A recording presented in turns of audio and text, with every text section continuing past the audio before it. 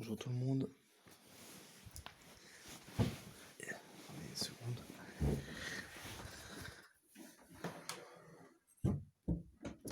J'espère que vous allez bien malgré ce virus qui se propage encore presque dans tout le globe. Donc aujourd'hui, je vais débattre un sujet sur l'évolution de notre évolution spirituelle. Mais ça va être très court, hein, je vous le dis tout de suite. Mais c'est juste pour que vous sachiez, en fait, par où commence notre évolution spirituelle et à quoi ça correspond. Parce que j'ai fait une vidéo sur les stades de l'évolution spirituelle, mais en fait, je me suis trompé sur un point. Si vous avez bien vu, j'ai dit que dans le corps éthérique, c'était le corps des énergies, etc. Sauf qu'en fait, c'est totalement faux. Je me suis trompé dessus. Le corps éthérique, ce n'est pas le siège de l'énergie vitale. C'est le siège des émotions et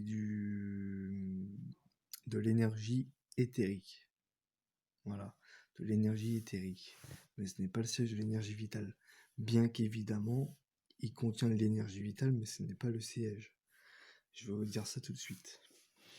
Alors, en réalité, le siège de l'énergie vitale, c'est le premier chakra, donc le chakra Muladhara. Comme j'ai dit, c'est le siège de la survie, donc les besoins primaires comme boire, manger, respirer. Et il concerne aussi le travail, parce que Pingala, comme j'ai dit, est lié au travail et à l'action. Et donc Ida et Pingala prennent leur siège au niveau du premier chakra, Muladhara. Voilà. Et donc c'est par ce chakra-là que commence, comme j'ai dû le dire, c'est par ce chakra-là que commence l'évolution spirituelle. Voilà. Donc c'est bien le chakra de l'harmonie avec la nature, etc. Moi en tout cas, selon mon expérience et selon ma logique, après vous êtes libre de penser ce que vous voulez, mais moi je pense que à partir du moment où on a conscience de l'énergie vitale qu'on a en nous et qu'on en ressent le fluide, alors quand je dis fluide, c'est bien un mot, voilà, comment dire, faut que je développe parce que c'est bien de parler d'énergie, mais c'est quoi l'énergie? Bah, pour moi, selon ma vision, pour moi l'énergie c'est un fluide. C'est un fluide que vous ressentez. Vous le ressentez quand vous faites ça, enfin, vous ressentez qu'il y a quelque chose quand même. Moi personnellement, quand je fais de la télékinésie par exemple, et que j'arrive à faire bouger un papier d'aluminium ou une paille, je ressens quand même qu'il y a du fluide. Je sens un truc, d'accord? Alors, je sens pas forcément des picotements, mais je sens qu'il y a un fluide qui... Voilà, je sais pas comment vous l'expliquer, mais vous ressentez quelque chose, voilà, quelque chose de palpable.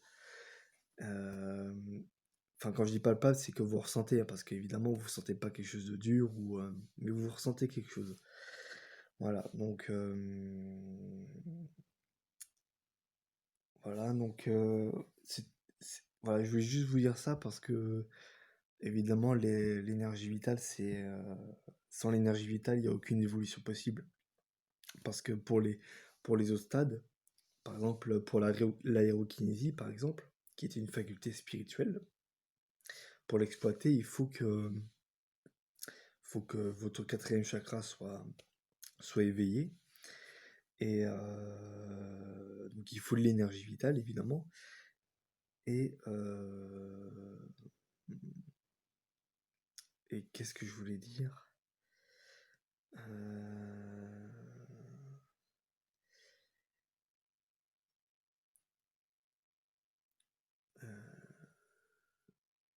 Oui, donc quand vous utilisez l'aérokinésie, vous ressentez un fluide. Faites-en l'expérience, hein, le jour où vous arriverez à faire ça, vous remarquerez que vous ressentez un fluide. Quand vous mettez votre main comme ça, par exemple, vous avez l'intention de pousser avec votre esprit. Donc, vous imaginez, enfin, comment expliquer? Vous imaginez qu'en fait, devant, il y a un mur, et vous poussez le mur. Sauf que, bien sûr, vous n'avez pas un mur, mais vous poussez votre énergie, d'accord? Donc vous imaginez qu'il y a une résistance, et cette résistance, en fait, avec la force de votre esprit et de votre énergie, vous poussez, d'accord? Vous avez l'intention de pousser comme ça. Alors, moi, personnellement, dans mon expérience, ça m'est arrivé de l'utiliser avec ma force physique. C'est-à-dire, je pousse vraiment avec force. Mais ce n'est pas obligatoire. Vous pouvez très bien faire ça, être détendu, et vous avez l'intention de pousser comme ça. Voilà. Donc, après, chacun a sa méthode, évidemment. Voilà. Donc, oui, pourquoi je vous fais cette vidéo? Bah, parce que pour moi, il me semblerait logique que... Euh, je veux dire pourquoi ça me paraît logique tout ça. Parce que non seulement l'énergie Kundalini, c'est une énergie vitale, et elle prend son siège au niveau du premier chakra, qui est le siège de l'énergie vitale et de l'aura. Donc l'aura, ambiance subtile d'énergie qui représente euh, le- les réserves d'énergie vitale que possède un individu, éveillé, je précise. Et, et, euh, et donc, mince, je sais plus où je veux en venir.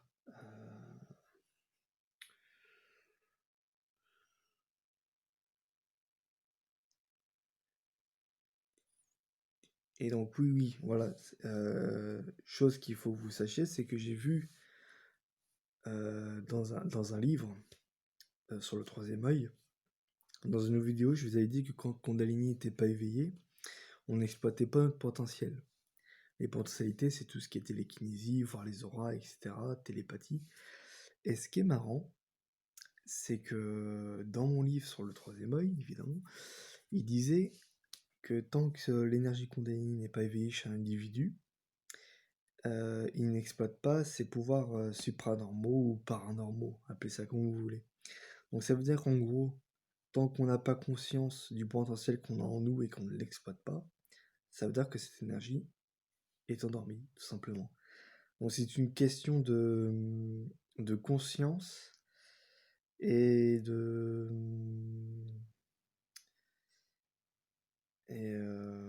bah oui, de conscience, hein, de savoir l'exploiter, quoi. Euh, Moi, personnellement, euh,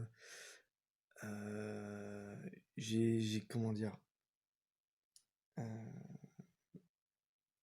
j'ai pas fait de mudra depuis un petit moment, depuis aujourd'hui, jusqu'à aujourd'hui. Et j'ai essayé d'expérimenter les perceptions sensorielles, par exemple la rétrocognition, parce que la rétrocognition, je l'ai beaucoup exploité, et ça a marché. Donc, pareil, là, hier, j'ai fait la télékinésie sur une paille et sur un petit papier en plastique. C'était pour mettre des pailles. Ouais. Et bah, ça marchait aussi. Donc, je pense que oui, c'est une question. L'énergie vitale, une chose est sûre, c'est la matière première de tout pouvoir spirituel ou psychique. C'est évident. Parce que maintenant, on sait que Ida, qui est un canal d'énergie, qui est responsable des perceptions extrasensorielles, bah, dès qu'on entend canal d'énergie, on sait évidemment que c'est l'énergie qui circule dedans. Pareil pour Pingala, qui est canal de la force physique. Donc, non, c'est vraiment l'énergie qui est la source de tout, en fait. Donc, la source de notre évolution, de notre survie, de notre santé, voilà, de tout. Euh, Juste avant de quitter cette vidéo, je tenais à vous dire que ce matin, j'ai eu une drôle de vision. J'en ai parlé à ma tante et à mes grands-parents et à ma mère. Et en fait, j'avais les yeux fermés, mais j'étais conscient. C'est-à-dire que bah, j'étais réveillé, mais voilà, je prenais le temps de bien me réveiller, tout ça. Je me reposais encore un peu.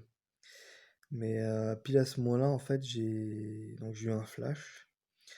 Alors, je tiens à vous dire, pour vous prévenir, euh, si vous avez des enfants qui regardent cette vidéo, euh, éloignez-les de l'écran. qu'ils puissent pas entendre, parce que ce que je vais raconter, c'est assez, ça peut faire peur, voilà, ça peut être effrayant pour les enfants. Donc, si vos enfants regardent cette vidéo, je sais pas, mais mettez-la dans leur chambre ou mettez un casque si vous avez un ordinateur, mais surtout ne les montrez pas ça. Voilà. Juste pour cette partie-là. Après, vous pourrez, si vous regardez cette vidéo et que vous avez vu le début, il n'y a pas de souci. Mais là, à partir de maintenant, il faudra pas qu'ils écoutent. D'accord? Je compte sur vous. Alors, j'avais vu une scène. Ok, il y avait un monsieur avec son tracteur. Et derrière, il y avait une sorte de moissonneuse-batteuse, vous savez, pour le blé, etc. Et je voyais le monsieur, en fait, se, comment dire, se rentrer dedans. Enfin, accidentellement, il est rentré dedans et il s'est fait déchiqueter, quoi. Vous voyez bien le truc. Et bah, figurez-vous que j'ai parlé de ça à ma tante. Et elle m'avait dit qu'il n'y a pas longtemps, il y a juste à côté là, de là où je suis, il y a. Alors bien sûr, elle n'a pas dit qu'il y avait un monsieur qui était décédé, mais elle avait dit qu'il y avait le feu. Voilà. Donc il y avait le feu. Donc après, vous savez, les visions peuvent avoir différentes significations. C'est peut-être vous voyez une scène que ça va forcément arriver. Ça peut être symbolique. Par exemple, je sais pas, on dit souvent que quand on a une vision je sais pas, par exemple un chat noir, par exemple, bah, on va dire c'est signe de mauvais présage. C'est un exemple. Après, je m'y connais pas trop au niveau de voyance, mais je sais qu'il y a certaines visions peuvent être symboliques et avoir différentes significations. Voilà, donc faut savoir que la vision que j'ai eue ce matin, c'était vraiment une scène de torture, c'était c'était assez, c'était tragique. Donc peut-être que ce qu'essaye de me dire cette vision, c'est que tout simplement, il y a une personne qui a vécu un événement tragique dans sa vie. Donc c'est peut-être pour ça aussi que c'est pour ça que ça pourrait suivre ce qu'a dit ma tante qui avait le feu. Voilà, donc il faut savoir que ce que j'avais vu, c'était une scène du passé, puisque ma tante m'a dit qu'il y avait le feu dans le passé. Euh, Bah oui, ça peut que dans le passé de toute façon, parce qu'elle me l'a raconté. Oui, c'est logique. Donc voilà, donc c'est souvent soit des visions du futur ou du passé, enfin, c'est souvent aléatoire. Et ce qui est assez marrant, c'est que hier soir, avant que j'ai cette vision le matin, c'est qu'hier soir, avant de me coucher, j'ai fait de la méditation. Et vous savez très bien, comme j'ai dit dans une vidéo, que la méditation, ça favorisait les perceptions sensorielles. Donc pour moi, ça ne m'étonnerait même pas que ce soit une vision que j'ai eue ce matin. Voilà. Donc voilà, c'est tout pour cette vidéo.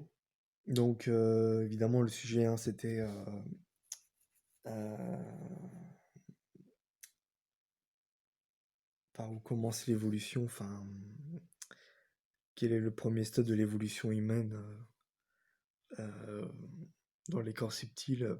Donc j'avais dit que c'était les énergies, hein, évidemment, hein, que c'est par la perception des énergies, le ressenti des énergies qui permet de savoir si nous évoluons, et aussi ben, évidemment l'harmonie avec la nature.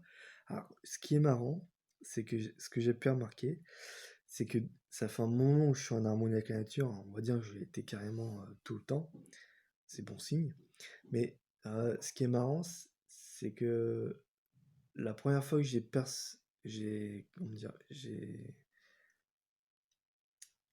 la première fois que j'ai ressenti les énergies, que je les percevais, c'était en faisant de la méditation. Et quand j'ai médité, c'est là où j'ai commencé, ça m'a pris d'un coup, j'ai commencé à être en connexion avec la nature. Et c'est là où j'ai commencé à ressentir un certain fluide. Voilà, j'ai ressenti, c'est là où j'ai j'ai pris conscience de l'énergie qui était en moi. Bien sûr, à ce moment-là, je ressentais pas de picotement. Les picotements, c'était plus en faisant du tai chi. La première fois, en fait, ce qui est marrant, c'est qu'en faisant du tai chi, pour la première fois, dès le premier cours, je faisais ça en fait. J'étais debout et mes mains étaient comme ça. Allez, je vous montre. Mes mains étaient comme ça. À un moment donné, on a une pause et nos mains ils sont comme ça en fait. Et bah, pile en ce moment-là, j'ai ressenti des picotements sur les doigts. Voilà. Mais bien avant que je fasse le tai chi, je connaissais déjà les énergies. Pour que vous sachiez, parce que parce que non, le tai chi, je crois que j'ai dû commencer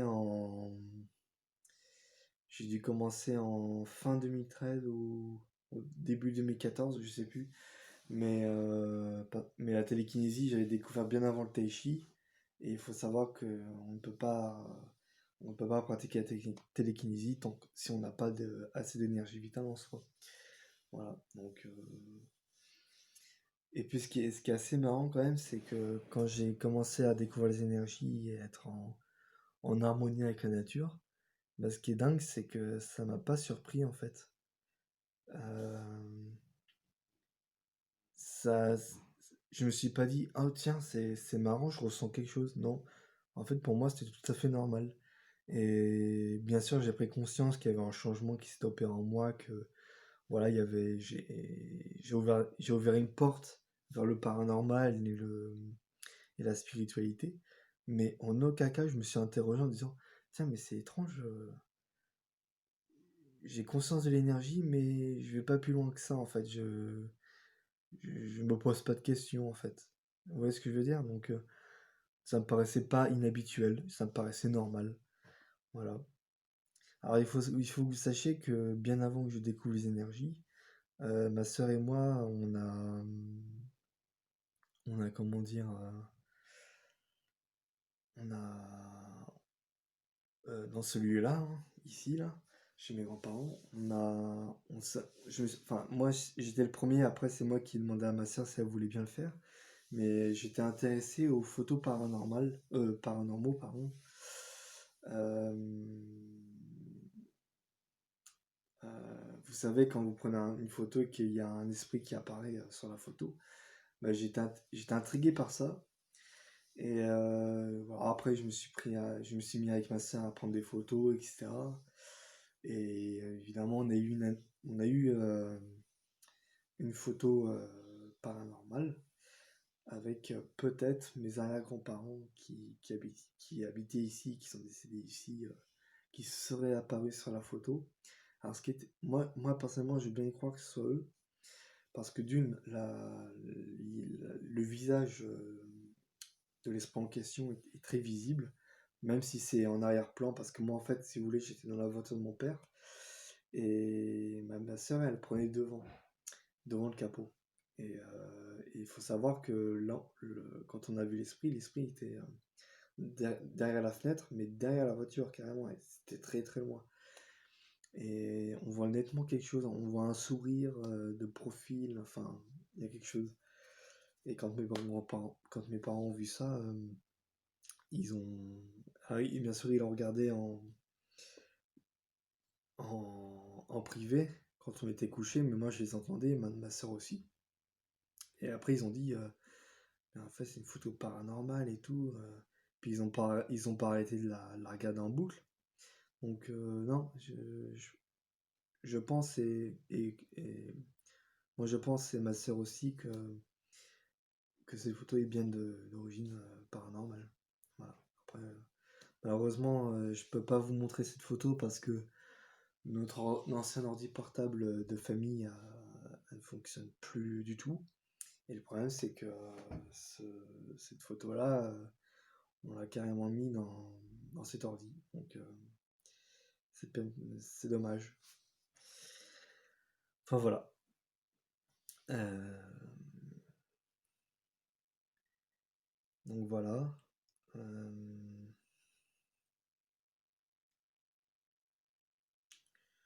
je crois que c'est tout.